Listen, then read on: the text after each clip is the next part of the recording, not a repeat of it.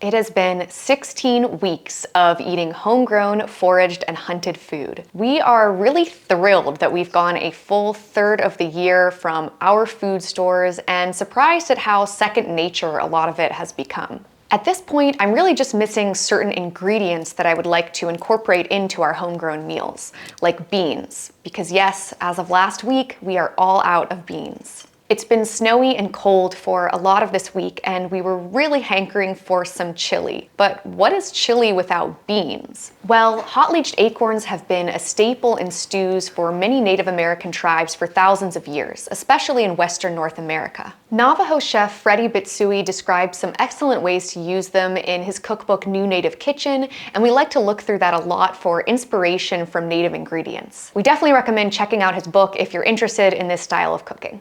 We decided to give acorns a go as a sort of stand-in for beans in our chili, and we were really happy with the results. This acorn, venison, and pumpkin chili will definitely continue to be a staple in our household.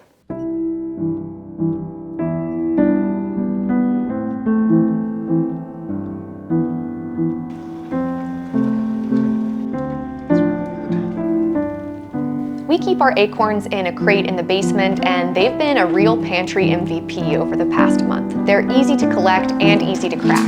You don't need any specialized equipment. I just use a simple handheld nutcracker, and a hammer works well too.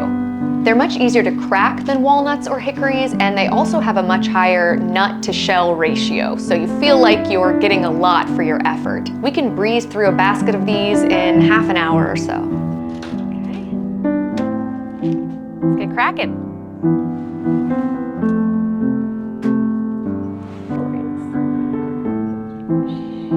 She'll try it though. Ooh, that one's gonna be. Oh, she's gonna try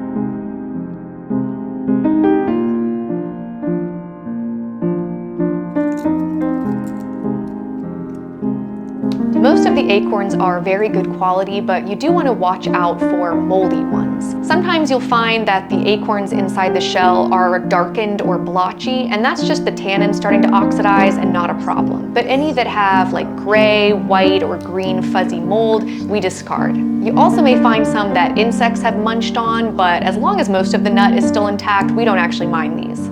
Hey, if it's good enough for the insects, it's good enough for us. Oak trees are amazing habitat for insects, birds, and small mammals, and also an incredible food source.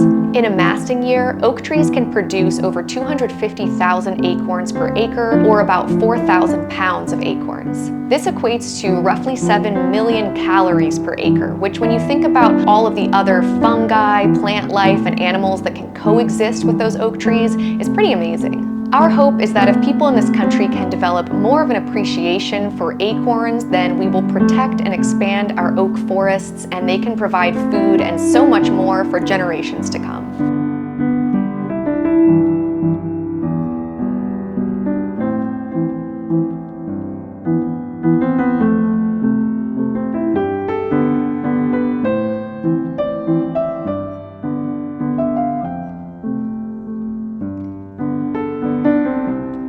We've gotten really into hot leaching our acorns this year.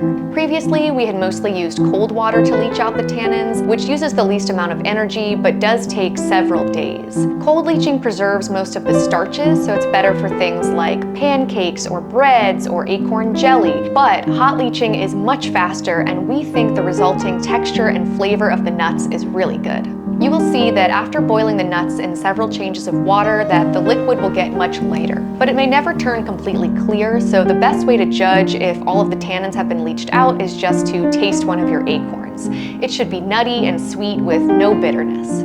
tannin levels vary from species to species and even among trees, so there's no magical amount of leaching that will get the tannins out, but this batch took us about 5 changes of fresh water.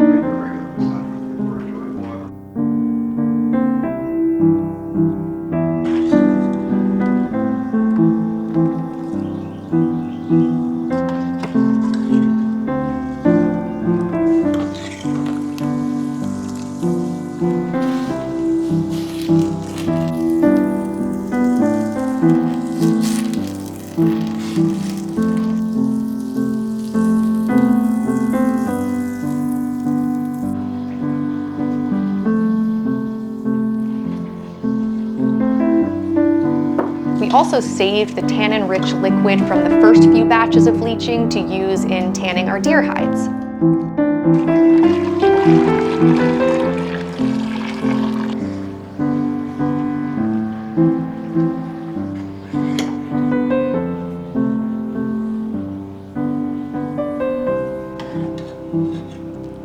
Shall we taste them? Yeah, they look well. For you? Ooh, hot. Ah, ow. Yeah, It's good. so Sweet, nutty, acorny, yeah, beany. I think they're ready. Cool.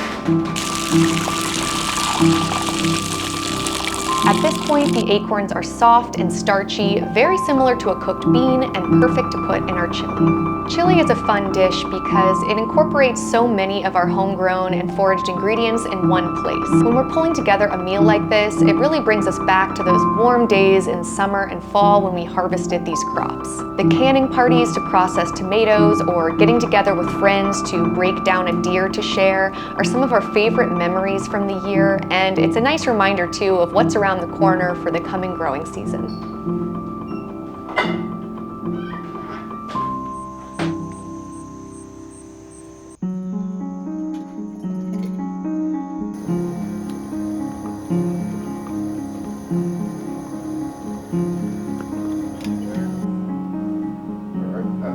Yep.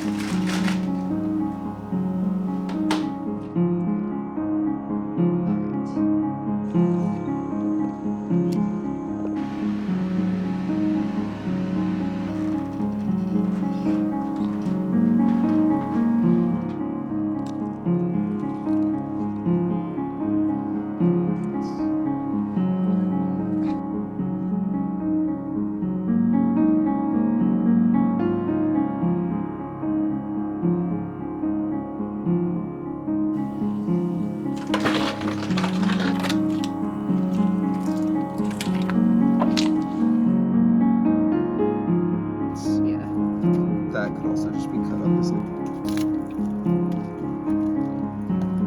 He says, yeah.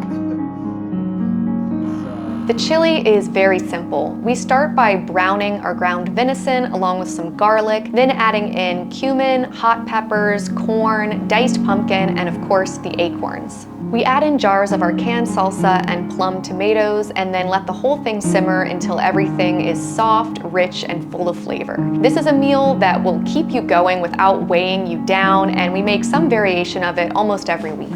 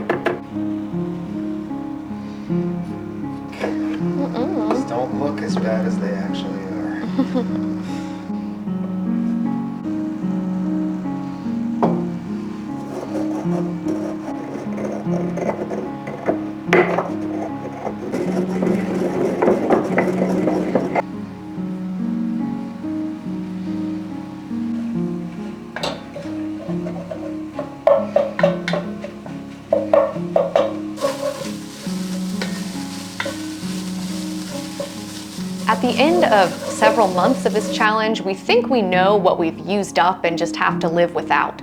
But there's always that moment when we discover a container at the back of the freezer and are delighted with how happy something like a bag of sweet corn can make us. Last year, it was discovering one lone jar of apple cider in the bottom of our deep freezer, and I think the mental boost from that is what really got us through the final month of our challenge. Oh yeah, there is sweet corn. Oh, sweet. Yeah, this is the last one, I think.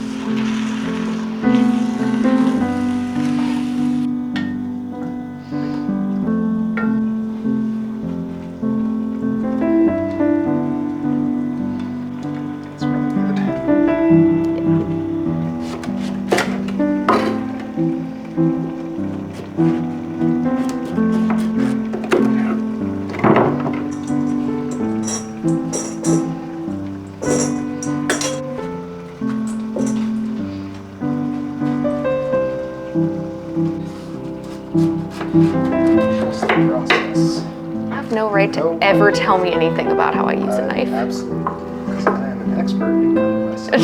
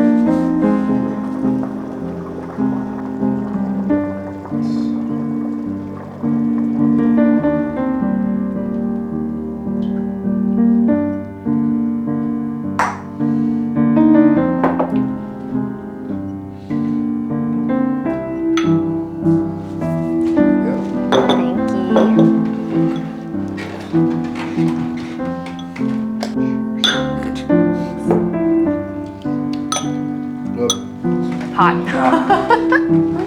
Yeah, they really have that kind of like starchy, silky, creamy texture of like a bean. Yeah. But also its own thing. Yeah. Yeah, I don't know how to describe it, so I just say earthy. Yeah. Flavors of the forest. If you're interested in learning more about how to grow and forage your own food, we want to remind you that we have 2 comprehensive online video courses all about how to do just that. We also have a Living Off the Land bundle that includes both courses at a discount, and that's on sale now at the link in the description. If you qualify for SNAP or WIC or other financial assistance programs, you can email us about our sliding scale pricing options.